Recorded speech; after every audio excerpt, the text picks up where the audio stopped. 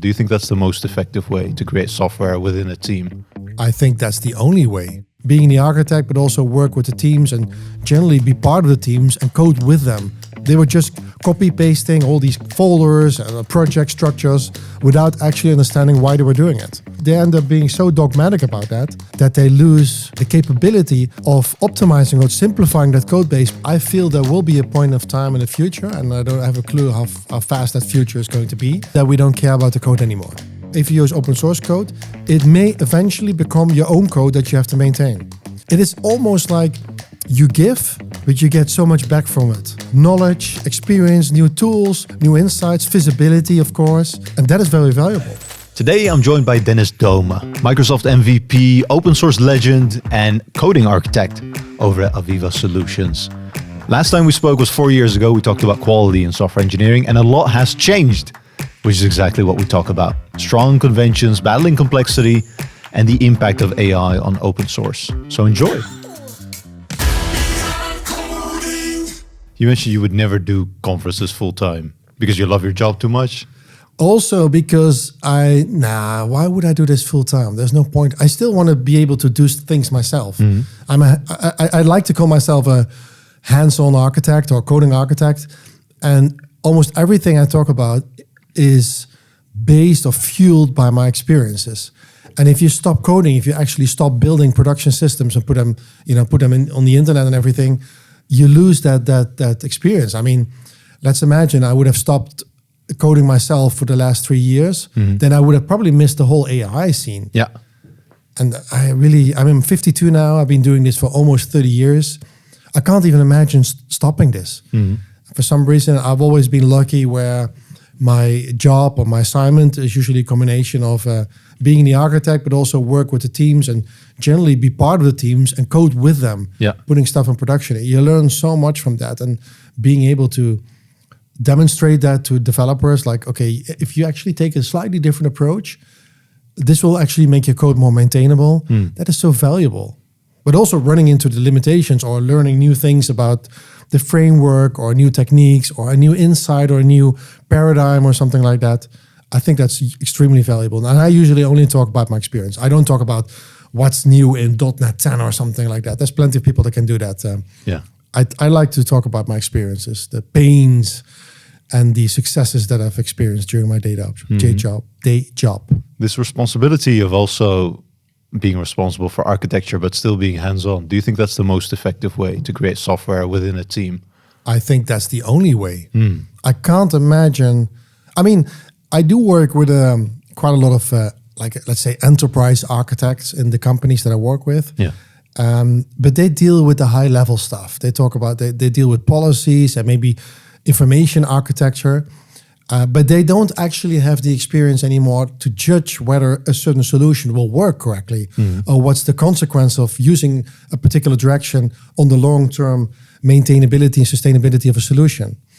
So for me, being an architect, I mean, if you're a software architect, there are different types of architects. As a software architect, the only way to be effective is to actually know what you're doing, experiment, see how a particular solution that you imagined is being used in practice. Just fixing bugs in an existing code base is already very valuable because you learn a lot of stuff for that. And I had quite, I don't know, we're going now in all kinds of directions, but I had quite a lot of experiences where I joined a client because I'm a consultant. I work for a small consultancy firm, Aviva, and you go into a team and you look at their code base, and then you see they're struggling with the code base. They struggling to keep it maintainable, too much coupling, not enough cohesion. Well, all these terms or principles. And then you look at that code base from a higher perspective, and suddenly you realize, like, damn, that looks like an onion architecture, clean architecture. And then you discover that apparently somebody in the past had a kind of vision, but the current development team completely lost track of what the architecture was about. Like, what was the underlying architectural style? They didn't even know it anymore. They were just copy-pasting all these folders and project structures without actually understanding why they were doing it.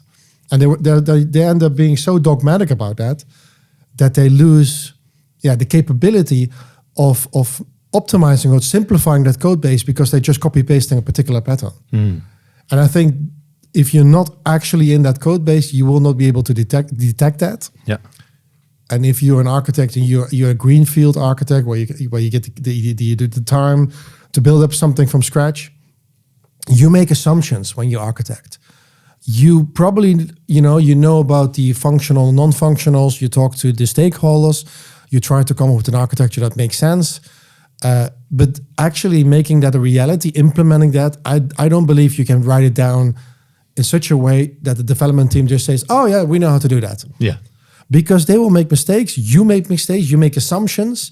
You may have thought like, okay, I need a particular abstraction, or I'm going to use, I don't know, event sourcing is something I've done in the past, or CQRS, based on those non-functionals, and maybe also based on this gut feeling that you built after 30 years. And then you discover that either it's too complicated for the team, or it's not performant enough. You have to make changes, or the team is not capable of making decisions on their own, that they're not experienced enough to understand when that pattern applies and when not. That is something you need to experience on the job and then reiterate. It's really like agile development. You look at it, you implement it, you reflect on it, you make changes, and that's part of the job. Yeah. I truly believe that software engineering or creating software, how it is or how it used to be, as well as how it will be in the future, is all about battling or maintaining kind of this balance between what you have and the complexity that you build up. So if you lose a fundamental understanding of certain decisions that have been made in the past, and you're dogmatic about certain decisions and you don't really understand, but you keep doing it conventionally, you might build up a lot of complexity. Well, you should be actually keeping that in mind and kind of battling it as you go, because time is the factor here, and complexity is just it can be make or break for your software at some point. Yeah. And if you detect that, if you acknowledge the fact that you have unnecessary complexity, some people actually call it accidental complexity, because everybody's trying to do their best, but they sometimes don't realize they introduce something that makes the code base more complicated, and even you don't need that. You need to continuously invest in that, try to remove it. But then usually you end up in this discussion like, okay, we have built this system, different modules. This module has become too complicated, but it does follow the same pattern. Should we then remove the pattern and make this module simpler? Yeah, but then this code base becomes inconsistent. That is also a thing. And then some developers will say, or some experienced tech leads will say, yeah, but I prefer the consistency, so let's keep that complexity, because for aspiring developers, it might be easy to understand. I'm more the person that will say, no, we treat this module as a boundary, and the consistency that we want to keep applies only to this boundary, this module. So we make this module simpler, because I know that if you make it simpler, it will also be much easier to maintain. A lot of developers are struggling like, okay, why do I need this abstraction? How do I unit test this? What's the scope of a unit test? And we talked about this, I think, 4 years ago. This is still the thing. How do you apply dry? Do you actually duplicate code? I'm a person that will duplicate a lot of code because it reduces coupling. But I do that consciously. It's not like, okay, I duplicate everything everywhere, or I never duplicate. And that is the challenge that I see a lot of developers, especially if they reach I don't know if I'm generalizing, but between 10, 15 years experience, they start to learn the patterns, they start to appreciate them, but then they start to overzealously apply them and stick to that. And if you then say, but we don't need this abstraction. Yeah, but this is open for extension, closed for modification. This is a single responsibility principle. Yeah, but you don't need this abstraction. Yeah, but it's ready for the future. Yeah, but you don't need this abstraction. That's the smell. I've seen this so many times. Yeah. And it's impossible to experience them, because those developers will then, wave the solid principles in your face, like, yeah, but dude, you don't need this complexity right now. Do you actually need to support different databases? No, but we may have to do that in the future. Yeah, but do you actually believe that you can create an abstraction that where the semantics don't even change between different databases? I don't know, but I've defined this abstraction. I've decoupled my code from the database. Yeah, but I mean, it would be easy if there's like a playbook or a rule book, right? We follow this, if we just follow this and we keep following this, then everything is like really good. Yeah, we have Rose-colored that. glasses. It's called SQL. And every database implements the exact same. No, of course they don't. No, I know. like it's. I would love that. I mean, no, I don't think I would love that because I think that would make things boring as well. We can use AI then to implement it. In fact, we can already do that. But Yeah, I mean, this is for me the interesting part. And those conversations about kind of conventions versus being pragmatic versus, okay, what do we do for the future or what do we do for now? And how much is it going to speed us up versus how much complexity is it going to add that we have to navigate? I've always really enjoyed those conversations. And now with AI-assisted development tooling, I wonder if we're going to have conversations in a different matter because how we do things, I feel like is accelerating to a point where it might be really good and we might not really have to care about how things are done if it still is maintainable in the end. I think, realistically, I feel there will be a point of time in the future, and I don't have a clue how fast that future is going to be, is that we don't care about the code anymore. I mean, I don't know if you ever watched Star Trek TV series or anything like that, but they don't code. They either tell the computer to do something or they, press some buttons and suddenly everything works differently. Of course, that was based on the past. Probably the original authors wouldn't even be able to imagine what we can do today. But I'm approaching this point pretty quickly. I have last September, I think, I've built a new open source project, some kind of HTTP mocking library for .NET. And I started with, like, at a client project, we had to do a lot of HTTP mocking because we were doing unit testing and at the right scale, I would say. And I was using some other libraries and I didn't like them. I started building abstractions on top of them to make them easier to work with. I was missing features. So at some point, I thought like, okay, you know what? I've been an open source developer for 15 years. I can probably build something similar, maybe even better, arrogant, I don't know, naive myself. So I started collecting all these nodes in GitHub, in an issue. I created a repo, it was empty, almost empty. I used some kind of template that I built myself. And at some point, the issue in GitHub contained basically all the features that I needed, plus a couple of examples, like I actually thought about what the API should look like. And just out of fun, curiosity, I decided to assign that GitHub issue to GitHub Copilot. You can do that inside GitHub. Yeah. To my surprise, it produced a beautiful open source project implementing basically all the features that I needed, using my own conventions because I already had set up editor configs and Roslyn analyzers so to define what my coding conventions are. And it was exactly what I needed. After that, I took the code. Oh no, actually, when GitHub created the pull request, I started, asking additional questions. So like I was looking at some of the unit tests it created based on my examples. And I thought like, actually, there's some additional steps. I want you to remove this. And oh, by the way, can you also create some assertion methods as part of the library? So it's easier to say, okay, did the mock actually send, or was there actually a request to a particular endpoint with a particular route and particular body? And I thought about it. And then I thought like, okay, can you, maybe I have an open source project called Fluent Assertions. There's now 2 versions. Version 7 is still open source fully. Version 8 is like a dual license. And I wanted to support both. So I left a pull request comment, like, can you actually create 2 sets of assertions, one for 7 and one of 8? And it did that. And then I said like, okay, can you actually split that up in 2 projects so I can create 2 NuGet packages from it? It did it as well. And I said, can you also update the README with some examples? And it was incredible what it did. Yeah.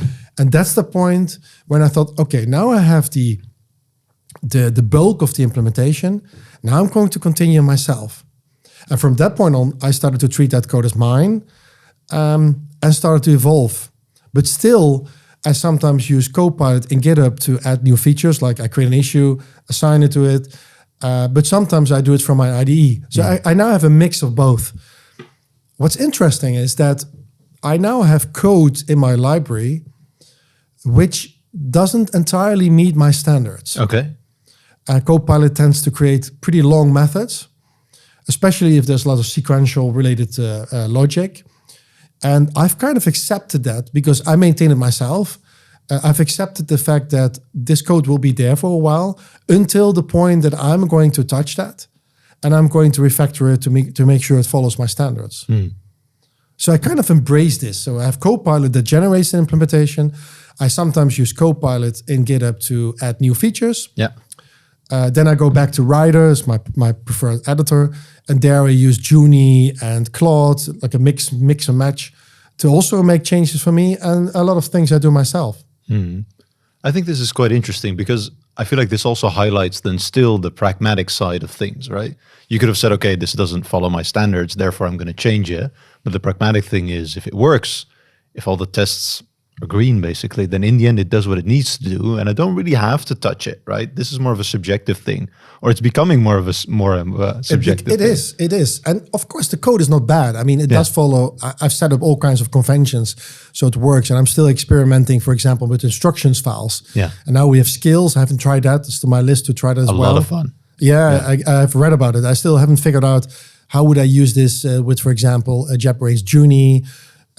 Also, because I switch agents all the time within Writer, you can choose what you want, and then you have 15 different LLMs to choose from. So it's a lot. It's every day is like a surprise, like what will happen. What was I saying? But I do review the tests.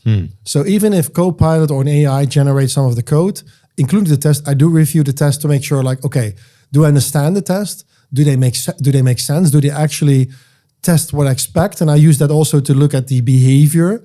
So is the implementation actually doing what I expected? Does the API look the way I want it to be? And then I continue to go back and forth. But whenever I don't know how we end on this discussion, but whenever I feel like, okay, this is repetitive, and I think Junie can do it better, or Cloud, then I let it do it. Okay. That's the rule. That's kind of how I do it now these days. Even for the projects, like this morning, I even asked the AI to generate some additional tests to make sure coverage was complete. But then I went back and then reviewed every test to make sure they did what they did, or they did what they're supposed to do. And also to actually use the same patterns that I liked. And now what I do is then the first thing I ask them again to make some adjustments, but also at the same time update the instructions file to make sure the next time it will follow this more closely. That's not a guarantee, but that's the whole way I work now. Yeah.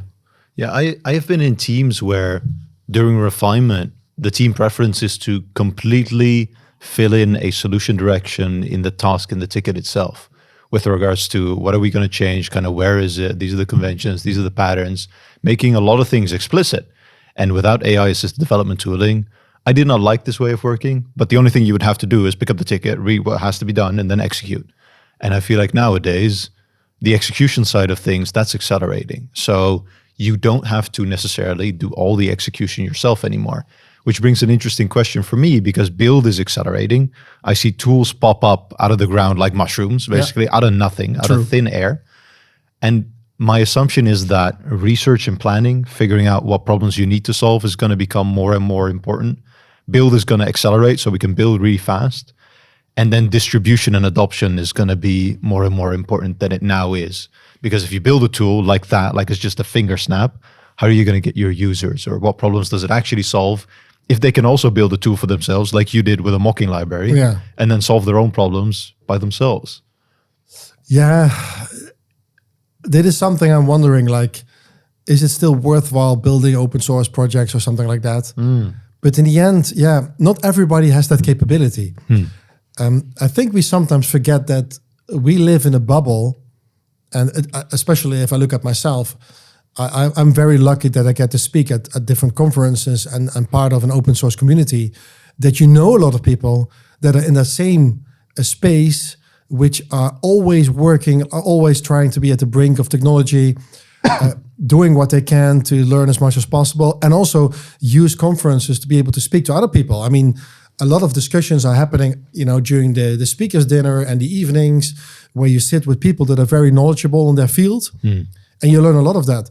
And sometimes you forget there's a lot of people, a lot of developers in our profession that don't have that luxury or don't even know how to get that knowledge. They just need to get it from doing the work. I mean, I've seen a lot of developers that are completely stuck because they work at a company where there's nobody that actually brings in that knowledge, and they don't have that passion or drive themselves to fetch information. So what I'm trying to say is that we're probably doing it not just for us, like the people in our little bubble, we're doing it for the rest of the people that are doing it. And for example, like Mockly, I basically told, like in my client projects, the teams like it, they enjoy how to use it, or they use it. And now we just use the AI to say, okay, rewrite some of these tests, replace all the old mocking stuff and replace it with Mockly, or create some test for this Azure function that interacts with, I don't know, some external service, and use that library to implement it, and it will implement that. Because it's still, the whole goal that I always have is to make my code as readable as possible. And you probably know from the past, I really enjoy test-driven development and unit testing. And one of the things that I'm trying to do is make sure that my tests are as self-explanatory as possible. Yeah. They don't contain noise. I have all kinds of experiences and principles that I follow to make sure my test actually can be used as documentation. So using libraries that will make these things more explicit without really convoluted calls with mocking, where you build up JSON strings and stuff, which is not always useful. That's basically the drive. So I'm basically doing it for myself. Now that I think about it, I'm building these things for myself. And then I think like, okay, let's put it out there and see if it actually picks up, if people enjoy it. I mean, I resonate with that.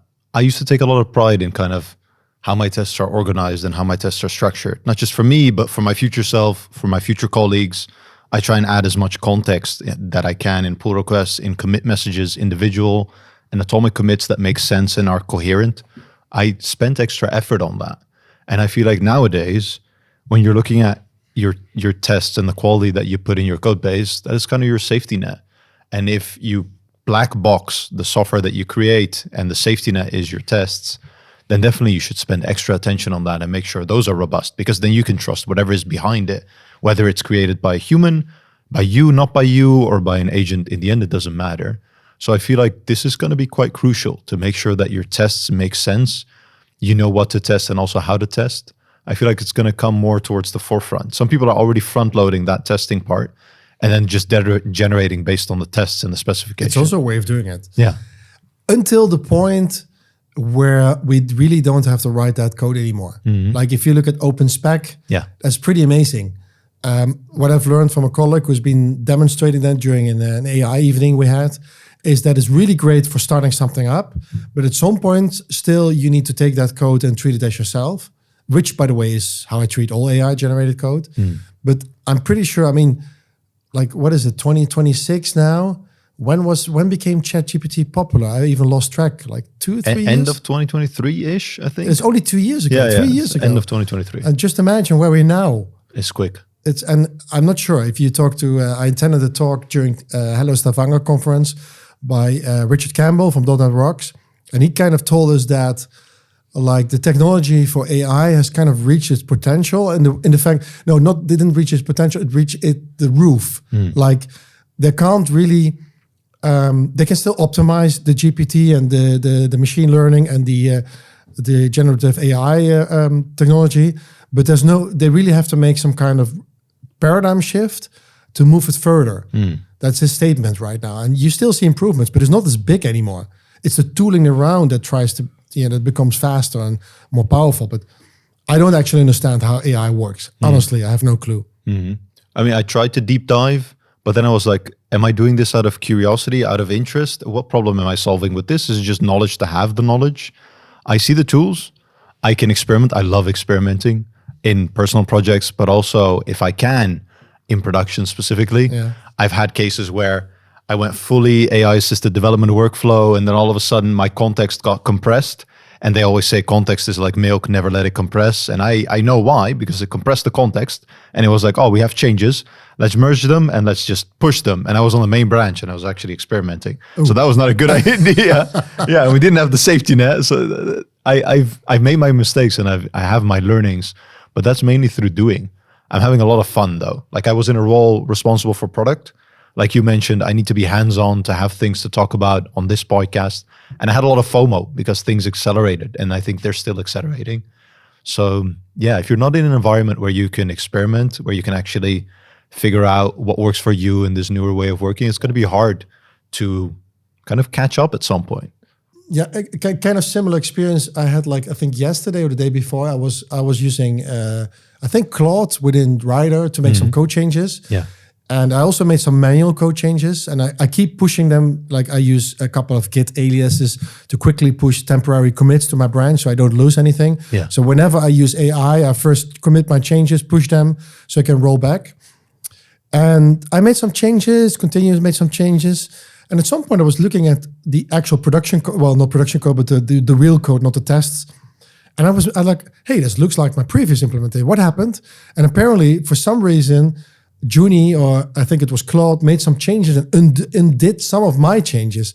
And I was like, am I now, like I was challenging myself or doubting myself. Like, did I make a mistake? Mm-hmm. Did I accidentally forget to push it? And then I used my knowledge of Git and did a Git ref log. I started to look at all the commits that were made. And I discovered that 2 commits before, I used Claude to make some changes, pushed it without looking, and it actually undid some of my changes. Mm-hmm. So you really have to be careful sometimes. And using a branch, a feature branch, and pull requests really help. Yeah, especially because you can go to GitHub, or if you're stuck on Azure DevOps, and go back and see what you force pushed all the time. Because I use a lot of force pushing. Mm-hmm. The other thing you said about experimenting, I don't like experimenting in the sense that I just start doing something. Mm-hmm. You could say I use my open source projects to experiment, but I'm not going to build something and throw it away. I don't like that. Yeah. But I had a discussion, or not a discussion, like I was talking with one of my managers at Aviva, and he was asking like, I get all these questions that people want to use AI, and don't we want to standardize or something, or make a decision which one we use? And I kind of said like, but don't do that.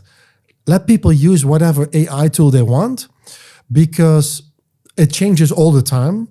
And there may be tools that we didn't know about and can be very valuable. Let them experiment. We just track, who's using which, and regularly check up like, okay, are you still using this tool? Should we extend the license? Because it's not about the cost. Mm-hmm. You will earn back that money in minutes, I also had some clients like, I think they at that time were trying to decide, should we use Copilot? Do we even want to do that? Yeah, but we have 300 developers.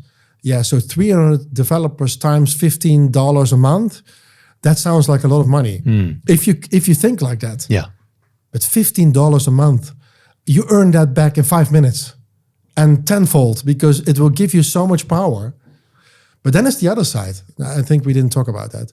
There's also a lot of developers, junior, I would say aspiring developers, junior sounds so negative, inexperienced developers that either are too inexperienced or I would say there's two versions of them.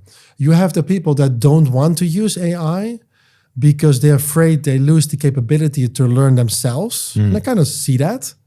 I mean, if you experience enough, you went through that process. You've built the skills on how to find something using Google. But they don't want to use AI because they want to force themselves to do the investigation and the experimenting themselves. They do want to make mistakes, go to Stack Overflow, although there's not much happening there, go to Google, read documentation, try to interpret them themselves, because they're afraid if they don't, they lose these learning skills, the cognitive skills. And I read somewhere that there's actually, that the current generation has less cognitive skills than the previous generation, because they're so grown up with ChatGPT and everything. And you have like relatively inexperienced developers that are using AI everywhere they can, but they miss the skills or the experience to judge whether what the AI generated actually makes sense. And I've seen that. I've seen developers creating a pull request with some changes, and I was looking at it and I thought like, does that even work? And he said, yeah, the test worked, but do you understand how it works? No. So you used AI? Yes, I did. So you don't actually know what this code is doing. Well, I know that it know what it tries to do, but I don't understand what these lines of code are doing. And that's the point where I said, okay, dude, I really support that you use AI, but use it in a way that I don't see it. Kind of saying like I don't care if you don't practice test-driven development really properly, but make sure that the code is actually designed in a way that I would if I practice TDD. Yeah, because I'm a big fan of that. As long as you can use whatever whatever tools you want, whatever practice you want, as long as the code is really the way we want to have it and we can maintain it. I think this is very interesting because at least if I look at myself, my educational career was always, okay, you go and you do the research yourself, right? Because if you ask me and I give you the answer, it's not going to stick. Well, I did that. And then I went into kind of adulthood and in my first job. And they said, well, do the research and definitely do that. But also if you're stuck and if you feel like you need a quicker answer, we are here to be productive as a team. So if I can give you the answer instead of you researching and being on an island by yourself for a day, ask and we'll brainstorm. So I asked, I learned how to ask, and I think the answer stuck with me because the answers made sense. And if I didn't understand, I would ask again, and I would go deeper with colleagues and with my team specifically. I learned a lot through that, through just reflecting with people, bouncing off ideas, genuinely being curious and being like, just, can you explain exactly X, Y, and Z? And I feel like I can't revert time. I can't change how I learned. But if I were to have ChatGPT right now, also from a coding perspective, if I have a specific language, if there are conventions that I don't understand, I ask and I go through line by line, not every single line, because I feel like some stuff, it's fine if I don't understand this bit, it's going to be okay. In the end, I feel like it makes sense, but it's because you already have a mental model. I feel like you can do two things, right? You can be the engineer that copy paste from Stack Overflow, pushes it to production, it works, it's okay. Same with ChatGPT, it generated it, pushes, it's okay. Or you can be the person that leverages whatever you have now and let curiosity kind of drive you in doing a Q&A with yourself, with an AI tool that can actually explain and reason and go deep and be like, well, these are the architecture conventions, and this is actually where it doesn't follow these standards. And then you can ask, I think, your colleagues or your team, does this make sense? Or is it actually a conscious choice? And as long as you have a curious mind, as long as you try and maintain your critical thinking, I think you can speed up very quickly. You can. I'm trying to think, like in the past, I sometimes had to, well, I often worked with, again, aspiring developers. Yeah. And you typically saw a scale. You had people that asked every question. They were asking questions all the time. And you had people that were afraid to ask questions. Mm-hmm. And I can also imagine that the people who are very hesitant in bothering the team, even though that's the whole point of the team, will probably go to ChatGPT instead of even asking. Mm. I'm not sure if that will actually give you a good or bad result because I do it myself. I tend to, like, I think a year ago, I think I was wondering between Azure function apps or Azure container apps. And if you go on the internet and try to find the answers, you typically would go to Stack Overflow because this is where the discussions happen. Maybe on Reddit these days. Mm. Now I just ask ChatGPT. Yeah. And it will give me a nice breakdown between the options and the pros and the cons. And I can continue asking, like, what is acceptable? Another example, like a couple of weeks ago, we were wondering, like, okay, we need to capture some guidelines on how fast our website should respond. Mm. What is acceptable? What's not?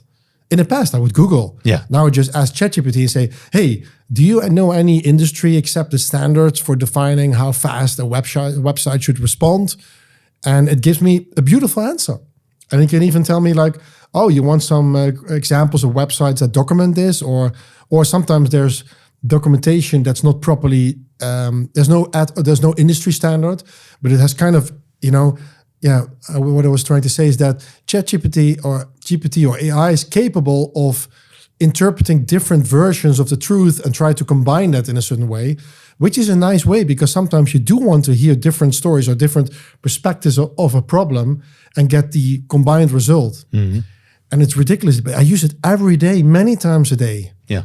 Even when I was trying to buy a new car, get feedback on what are common problems with that car, or what is better, or what do people say about this particular type of car. Mm-hmm. I use it everywhere now. Yeah, I'd love to get your perspective on this because I did a Q&A episode recently, and someone said, okay, if you were to be responsible for actually building up a person that wants to be a software engineer, they start from scratch, what would you focus on, specifically with what you know nowadays? That's a really good question. Sorry, that's a really good I don't think I answered that in a good way because this is one that can go quite in a lot of directions, to be honest. This happens, like this particular situation happens a lot because I have a couple of pretty young developers in my team. In the end, I think it's still the way it happened in the past. Okay. It's letting them fix bugs in an existing code base, letting them pick up small improvements, where they touch a big chunk of the code base and learn about that code base. Let them ask questions. And one of the things I do, and I've been doing this for many years, when they create a pull request, I review it. And I use emojis in my pull request. Not because I need to express my emotions, but what I'm trying to do is I try to emphasize how they should interpret my code review comments. So I use, for example, a pickaxe to say I'm nitpicking. And especially in the beginning and with new joiners, I do that more extensively. Even though I shouldn't be nitpicking, but it's my way of saying, okay, this is okay. This can be done better for this and this reasons. And then I use different things. I use a thinking person to say, okay, you know what? This is probably okay. There's different ways of doing it. Let's discuss that. And then I use that opportunity. They probably call me or we are at the office or we discuss that. And I try to explain them the pros and cons of that solution and make them thinking about it, make them think about it.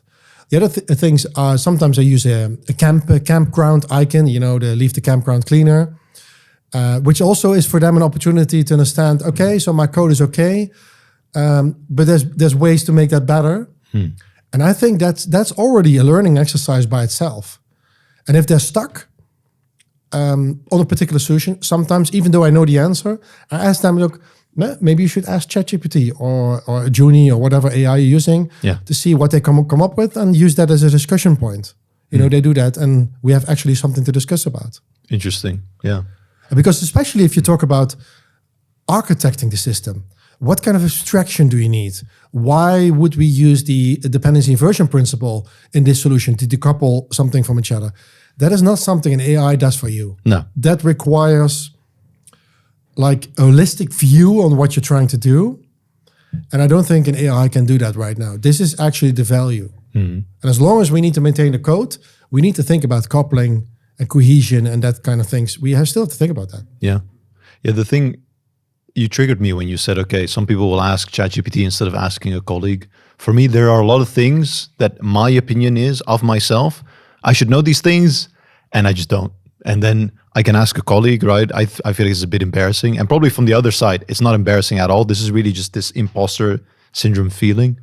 Or I ask and I use a tool to kind of better figure out what is actually going on before I ask a question, because I will still want kind of human feedback, a human in the loop in the end for my decision-making power.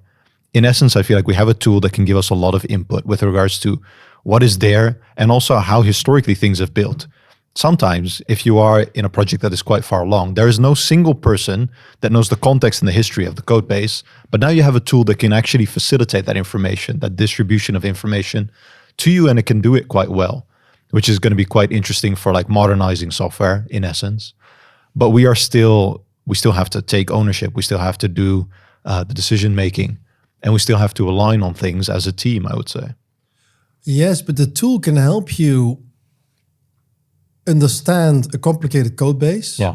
In fact, I use that also, like especially when you have a microservice architecture, you try to figure out like how does this information flow from one service to the other. You can do that yourself, go through the abstractions. Oh, I'm doing an HTTP endpoint call here. Where's the handler where's the HTTP API on the other side? I use AI for that. But understanding the history and the reasons behind that is in source control, if you're lucky. Yeah. And that's also one of the reasons why I still are very obnoxious about making sure that people create pull requests that describe not just what it tries to do, but what's the reason for that. Yeah. And I still do that for commits, for pull requests, for everything. It should capture what you're trying to do, not how you did it, because I can see that. Because that information is lost. It's not in the code base. Maybe by using comments, I even do that and documenting my code still properly. 9 out of 10, I do that using AI, but it's really good. So yeah. And by the way, that's funny because I'm actually surprised. I use Rider, as I said. I often use AI or Rider to generate a description of my commit because I still have a client that uses Azure DevOps. I'm not a big fan of it. I'm not a fan of it, I said. But I let the AI generate a description, and I'm often surprised that it somehow figured out what I'm trying to do. So it just didn't explain what files are changed, but it actually sees the value of that and can write that in a functional way. That's really solid. I don't even understand how it does that. But I take that description and I put it in the pull request description and sometimes tweak it a little bit. Yeah. But it's better than Copilot, GitHub Copilot's its own summary functionality because that's very technical. But for some reason, Claude and Juni can actually do that for me. Maybe because it looks at the history of the code base. I don't know. What were we saying? Oh, yeah. So it's still valuable to make sure that your Git history captures the essence, the purpose of what you're doing. Yeah, absolutely. I saw GitHub, they do this quite extensively. They make business decision records. So not architectural decision records, because they want business outcomes. It could be cost savings, it could be new revenue streams, different or magnitudes of scale, for example, that can reach the business outcomes. And they capture that in quite an extensive documentation.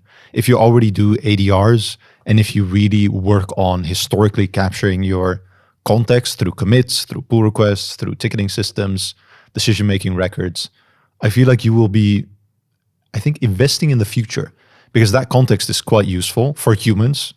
And it's hard for a human to go through all the context, but humans now have tools to actually go through all the context. So the richer the context is, the better we can make decisions and kind of understand historically what has happened, which I think is really cool, to be honest. The companies that have invested in that, they will be leaps and bounds ahead compared to the companies that don't invest in that. I agree. would say. And you're preaching to the choir here, because this is exactly what I do with my clients. Quite often, I try to convince them to adopt Confluence, Atlassian Confluence, because it's a beautiful documentation platform.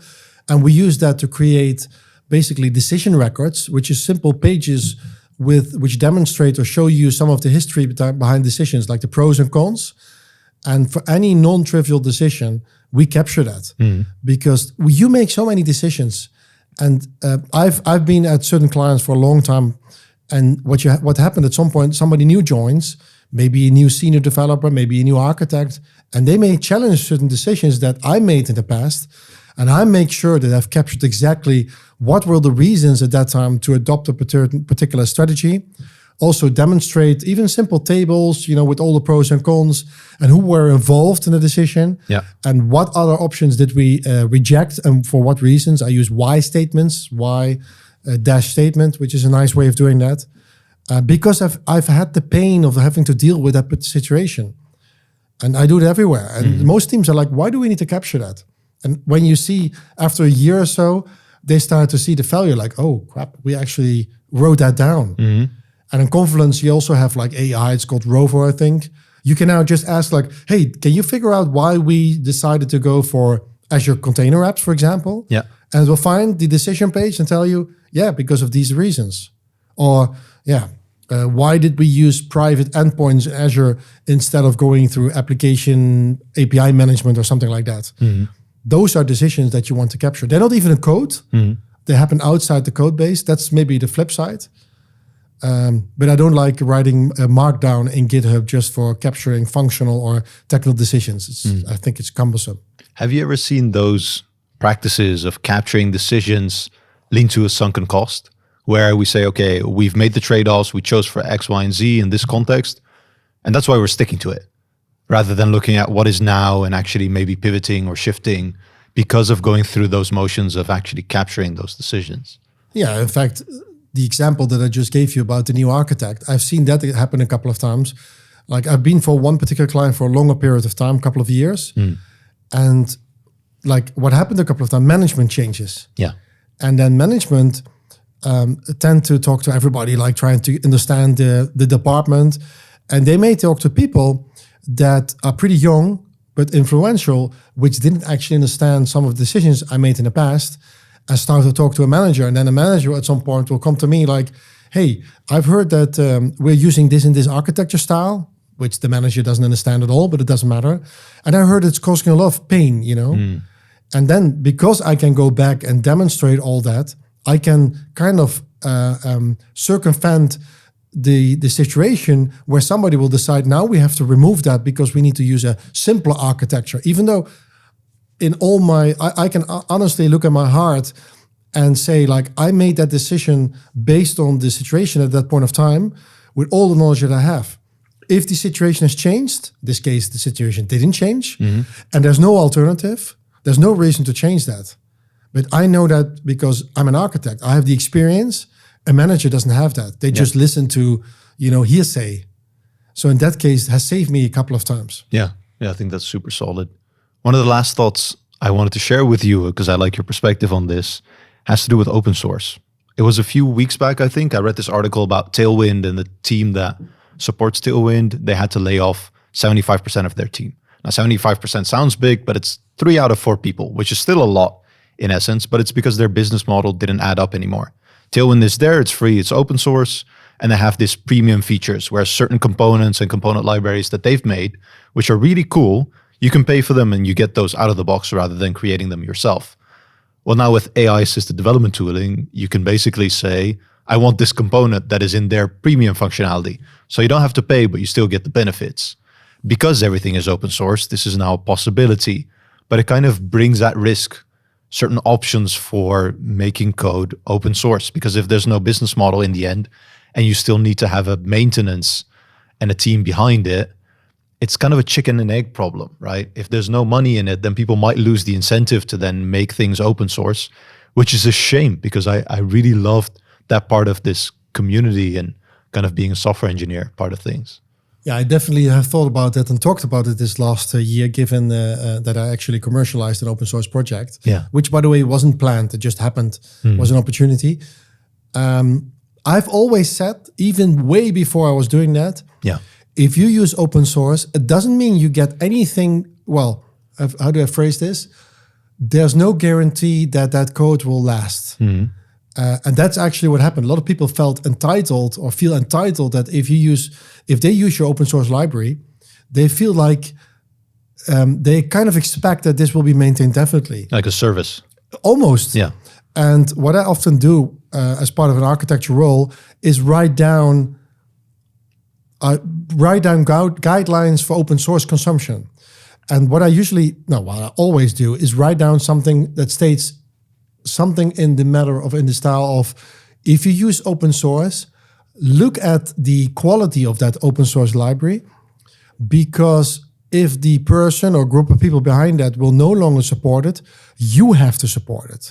So just like AI code is your code, if you use open source code, it may eventually become your own code that you have to maintain. So there are things like, okay, is it just one man or one person that maintains it, or is there an entire community behind that?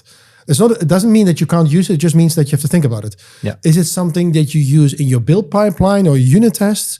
Because then it's easier, or you can be more lenient. Or is it something you use in production? Because if it stops being maintained, you have to do it yourself, and it might be very complicated. What's the quality of that code? Does it have automated tests? Does it have documentation? Does it use all kinds of code checking tools to make sure that code is at the same level that you as a company or team tries to uphold? And there's a bunch of more, like, do they use a proper branching strategy? What's the code coverage? Do they proper readmes? Do they do release notes, stuff like that? That kind of, it's not a single rule that says you can't use it, but it's to make you really aware that it is in the end your code. If you take that approach, it's easier to take something and support it. Because if the original developer decides to stop maintaining it, then you fork the repository and maintain it yourself. You could have also decided to say, okay, I'm going to write that code yourself. I think in the end, that is still much more expensive than take something from the open source community. Because quite a lot of people underestimate how much complexity is behind that. I know that. I've experienced this firsthand, where people said like, oh, I don't need these stupid fluent assertions. I can build this in a couple of days yourself. Sure, I've spent 15 years perfecting it, Yeah. Even I built 4 or 5 new open source projects this year. And there's a lot of energy. It still takes me weeks of energy to improve things. Even in Fluent Assertion 8, I was improving some kind of reporting thing when you compare collections. I spent weeks on trying to find a good algorithm and implementing in a way that actually makes it natural. And I still use AI. People underestimate the amount of work. I think Doomen is a good example. Doomen has this this authentication authorization library. Used to be called Identity Server. Yeah, a lot of people use that. And when they became commercial, there was no discussion whether people want to pay for that, because they realized how complex something like that is. I think that kind of is an answer to, I think, one of your points. So in the end, use open source because it's probably cheaper for you to start using it. And if it really dies, maintain it yourself. And if that's too expensive, then probably find something else. But probably it was too complicated from the start, and doing it yourself would never have been feasible. Now I lost track of my thought. No worries. If people are wondering, should I build something that is a building block, or I have something, should I open source it? You're a person that open source a lot. Why should they do that? What would you say to them? It's fun. It is a nice way to demonstrate what you can. It's super cool if you see other people appreciate that, yeah. And if you're lucky, people start adopting it and enjoy it. And when that happens, and I had that with Mowgli yesterday, the first time, one of my new colleague actually enjoyed it so much. He thought like, okay, we found a bug. You know what? I'm going to file a bug. And I said like, you're open to create a pull request and fix it. It will automatically list you as a contributor. And he said, yeah, I will do that. Cool. And he created a pull request. And that, for me, is always valuable. And if I look at all the other open source projects, especially Fluent Assertions, I learned a lot from that. There were so many improvements people contributed at some point, ideas of using tools or methods or something like that I didn't know about. I now have another library, which is called the .NET Library Starter Kit, which I use to combine everything I've learned about building packages into, like, you can say .NET New, and then it will generate an entire solution. You can use it for open source, for inner source, for GitHub, Azure DevOps, capturing everything I learned. And people contribute to that by saying, hey, did you know about, I think it's called annotation, or not annotation, attestation in GitHub? I never heard about that. And you learn from that. Or somebody else said, hey, maybe you can, I have another library called Package Guard, which is for scanning your licenses in open source packages. And maybe you can add some additional statistics about like the maintainability of an open source library. And I thought like, hey, that's interesting. I didn't even know about this service that I can use for that. It is almost like you give, but you get so much back from it. Knowledge, experience, new tools, new insights, visibility, of course. And that is very valuable. Yeah, I love that. Thank you so much for coming on, Dennis, and sharing your perspective. This was a blast. Honor. Yeah. Last time was 4 years ago. Next time, hopefully it's not 4 years. I lost track already from time. Yeah. If you're still with us, let me know in the comments section what you thought of this episode, and we'll see you on the next one.